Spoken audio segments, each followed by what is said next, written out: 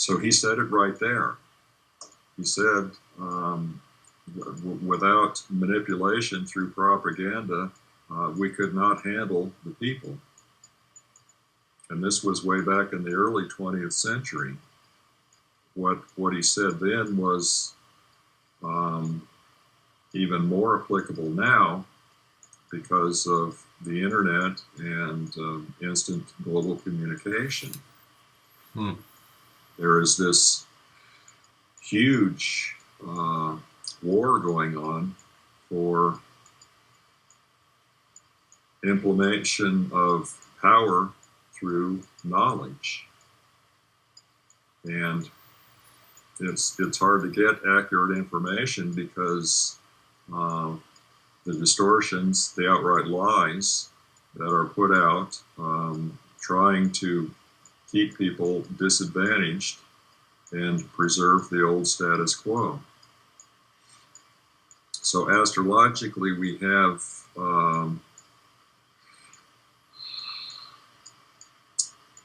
a very unstable situation. We've got two outer planets, Uranus and Pluto, that are in a 90-degree aspect to each other.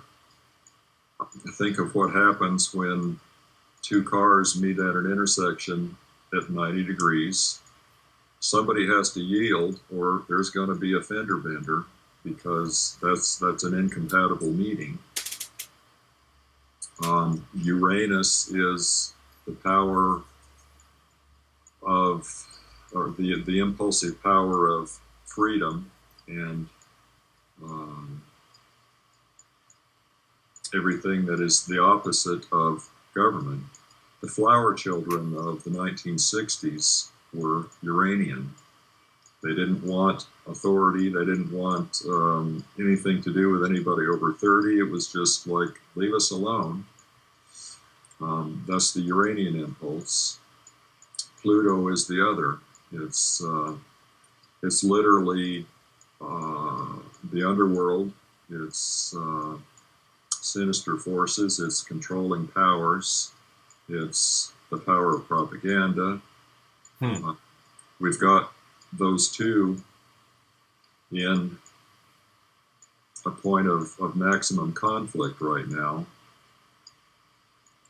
And to understand what's going on with them, you have only to look back at previous cycles in history, and every historical upheaval that you can name involved in some way Pluto and Uranus, either by conjunction or as now the square aspect between the two. So the one that really strikes me as being relevant is we're in what's now called I mentioned the 60s and everything that happened then, the flower children and Vietnam. Well, there was Vietnam afterwards, shortly afterwards, but the Black Power movement, that there was this huge social upheaval in the 1960s that was the conjunction of Uranus and Pluto. They were at the same point, but because they travel at different speeds, Uranus has moved ahead, and now they're at square aspect. Okay. And this happens every approximately 200 years. That's not an exact figure, but it's a predictable historical cycle. And there's a fast cycle and a short cycle, followed by another fast cycle, because the orbital path is not round, it's elliptical. So we're in the short cycle now, and the last waxing square in a short cycle was the period that coincided with Columbus and the discovery of America. Interesting that today is Columbus Day. And today is Columbus Day. And it's disheartening to think that some people still believe that Columbus discovered America. What, you mean he didn't? Not only did not Columbus discover America, he probably wasn't even in the top 5. The maps and the documentation are in existence to prove that numerous other named European explorers knew of the North American continent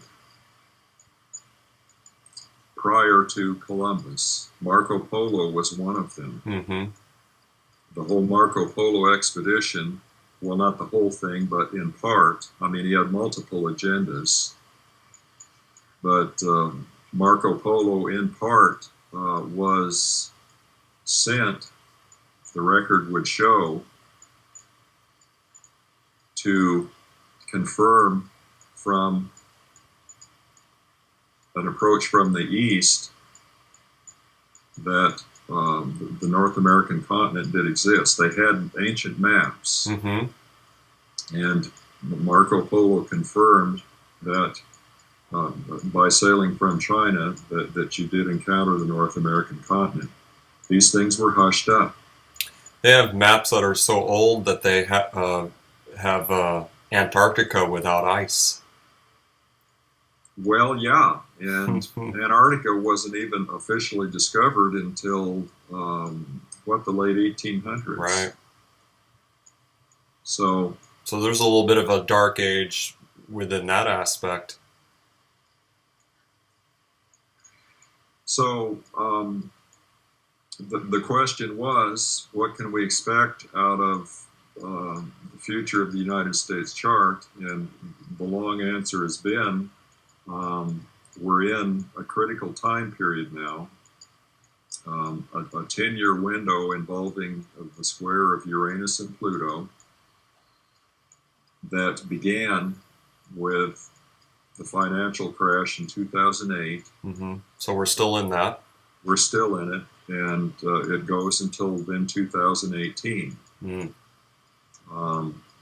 The last exact square between the two planets, there are 7 in this period. The last exact one is March of next year. But the influences and the outcomes of what happens in this time will play out for at least the next 3 years or until 2018. And so we've got this impulse to freedom that the flower children represented, Mm-hmm. and the underworld manipulative influence of Pluto, which is in itself transformative, but in a different way, and a violent conflict going on between the two that we see today in things like Occupy Wall Street, people who only want to be left alone. They would prefer not to have any government. They're in the streets, infiltrated by people funded by the likes of George Soros, whose ultimate intent is to undercut the freedom movement and maintain the status quo. You're talking about provocateurs. Agent provocateurs, as the French would say. Mm-hmm. Yeah. So how all of this plays out is anybody's guess. Where Uranus is involved, you can depend on completely unpredictable developments and outcomes. The tendency is to predict the future by extending the situation as it's known to be in the present and in the past, and that never works where Uranus is involved. There's always going to be the totally unexpected thing that nobody would have guessed, and that includes both sides. We've got people who, as in the case of Marco Polo and Columbus and the discovery of this continent, they hide knowledge for as long as possible. And this is the key point with bringing up Columbus and Marco Polo. The knowledge had been there for hundreds of years prior to Columbus, but at that time period, it finally came out. It finally came out. And so that's what we've got now is we know that there are solutions to energy problems and disease and shortages and poverty. We know the solutions are there, and this is the kind of a period in which they could come out. In the same way that the existence of America finally came out, we could finally reveal zero-point free, non-polluting energy, limitless in abundance, that makes an emancipation of everybody that has been a wage slave up to this point. We're on the threshold of that kind of who would have thought revolutionary discovery.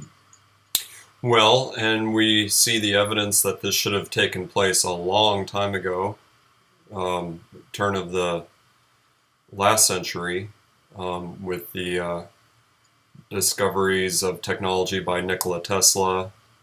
He was working in the 1890s. Yeah. And one of his proteges, which was Wilhelm Reich. Yes. Who ended up dying in prison for his profound understanding. T. Townsend Brown. Yeah. Say that again? T. Townsend Brown. Okay. So we know that knowledge is power, but that power doesn't come to fruition until that knowledge is taken into action.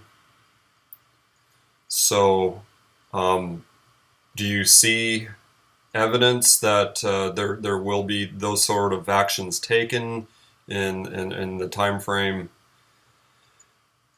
that we have before everything burns to the ground? You know, because the way I'm seeing it, the direction that we are projected to take is unsustainable. The environment can no longer maintain itself under the conditions of the geoengineering. You know, I sent you the article recently that they estimate 3 billion gallons of fracking fluid have been dumped into the already diminishing aquifers of the California Central Valley. It's apparent to me that there's a sinister agenda to end all life and all ability to maintain or achieve a taking back of control by the human population. What do you think, given your understanding of the chart and the symbolism of what we're going through in the transitions of the planets? What is it going to take? What actions can people take that would facilitate the necessary accomplishment of these goals? There are always manipulations going on behind the scene that only come out long after the fact, that